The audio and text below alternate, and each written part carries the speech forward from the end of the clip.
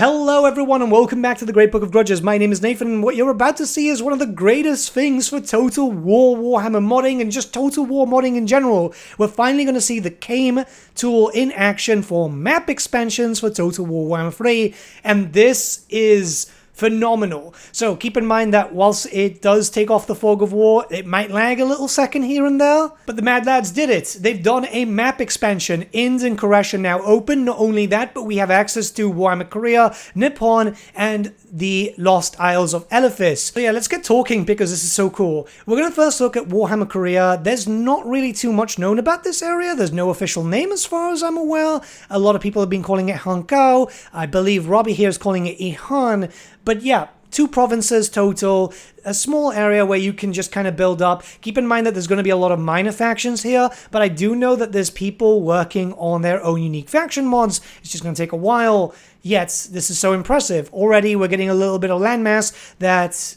really has next to no lore, which is so really cool. It might not be the largest territory, but it definitely adds in a lot more flavor, especially when you look at territories like Nippon, a small country once again, but yeah, it's so cool, right? It's got a few different regions here, very much inspired by the little bit of landmass detail that we do have with world maps supplied by Games Workshop. There's definitely a lot of room here for a faction in the future. I do know some people working on a Nipponese mod, so this is going to be absolutely phenomenal, especially as this mod now proves that map expansions do happen. I'm not too sure why people thought that the map couldn't be extended further to the right, but yeah, it's so good.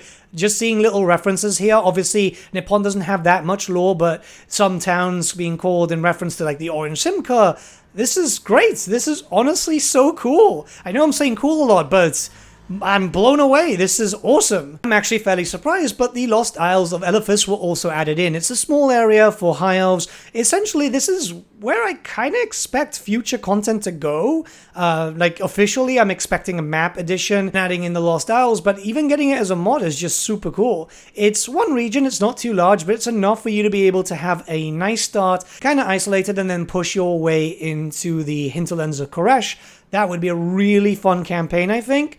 Remember that you can use a faction unlocker to be able to just play as the minor factions, or there's even mods to allow you to move a legendary lord to a different location. If you want to have a little bit of a roleplay, you can easily do that. Now we're jumping into one of the big ones. This is the Kingdoms of Ind. Again, an area which wasn't really fully mapped out by Games Workshop. Obviously, we had the landmass, but we don't know where a lot of cities are going, and even then, it's so well done. Everything looks like what it should be. We've got a lot of territories to be able to expand, to build up nations here. I really do hope someone's working on an Ind mod, because that's one of the human nations that I really, really want in game.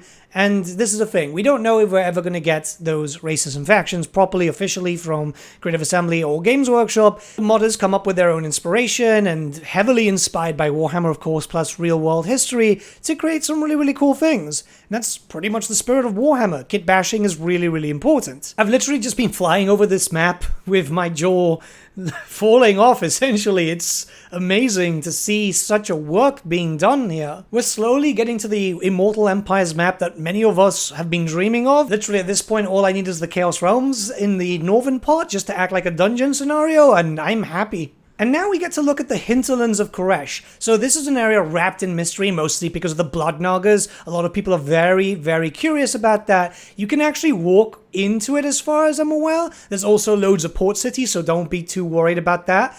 But yeah, it's huge. It's freaking massive. Well, both Ind and Khuresh are very large territories, but you can see a lot of room, a lot of settlements. You can easily build up an empire here. You can move Nakai the Wanderer down south, rather than just pushing up north and dealing with loads and loads of dogpiling enemies. Just have a little fun down south, make a bit of a force, and then push forward. It allows for a lot of roleplay. Even if there's no major factions at the moment, it just adds for you to have options, and options are really, really important. They also added in the Gates of Caliph too, which is a really nice addition. While I know not the most important things, it does have lore significance, being the entryway which the High Elves do guard, so I feel like this is just super interesting. There's a lot of attention to detail here. So this was work done by Chaos Robbie and a few other people. You can see everything linked in the description below, and it's something that you're going to want to play around with, definitely. I feel like the settlement placement is just really well done. Everything feels like it should, and this is so important when it comes to the game. Just look how well all the landmass just looks on the Immortal Empires map when you scroll out as far as possible. This adds in a lot more playable settlements. This adds in just a lot more in general. I'm so happy to see this. It's incredible. I feel like everything looks and feels, again, like it's part of the Warhammer setting. You know, obviously it is because Nippon, Khuresh, Ind, and so on are part of Warhammer, but more so the additions, the settlements, everything looks like it would be part of the Total War game officially. Map expansions like this are so important, especially to keep the game fresh. Adding in some extra locations is just going to make things a little bit better. It also allows for modders to be able to implement their own factions.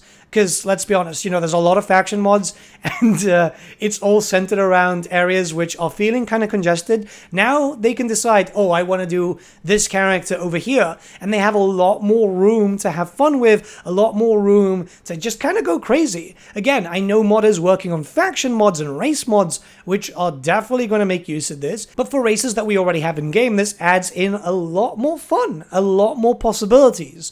I can see myself moving down with Zhao Ming, for example, and expanding there. Maybe with Kugath, so I don't have to fight against Ghost. I can only imagine the possibilities that this is going to have for modders in the future. Not only that, I just can't wait to play a campaign, which I'm going to do after I finish recording this video, because there's so much freaking potential here. I can't wait to play as a faction in Grand Cafe. I might play as Lokir, actually, and just take over Nippon, Khuresh, literally working around ports and just being a Dark Elf Raider, because that's what you kind of expect from a campaign like that. This is amazing. I honestly am just blown away with what I've been seeing. Obviously, I know some people haven't been feeling great about Total War lately because communication hasn't been great and so on, but I assure you, it's stuff like this which keeps the hype going, and this is why I still remain positive about the game. While CA might be busy right now with the whole Pharaoh promotion, we're still getting loads of really cool fan-made content. I feel like even if you're a person that doesn't really play with mods, this is definitely a mod that you're going to want anyway, because it's expansions to zones, right? It's not a faction, it's not a fan-made character, whatever. That means if you're a vanilla player, well, yeah, you're still getting the vanilla experience, just with a few extra zones here and there, which is super cool. Again, I can't stop saying this because wow, this is just mind-blowing. Seriously, do yourself a favor and download this mod. You can find it down in the description below. It is a fairly large mod, I will warn you. The download size will be quite large considering, well, it's changing up a lot of things. But let me know what you guys think in the comments below. Let's start a discussion. Wow, I knew this mod was coming, but I didn't expect it so soon after the whole Game Tool stuff was announced. I was expecting maybe a year more, a few months more at least. Wow. Yeah, I'll see you all again very, very soon, guys. Have a good day. I'm going to fire up a campaign now.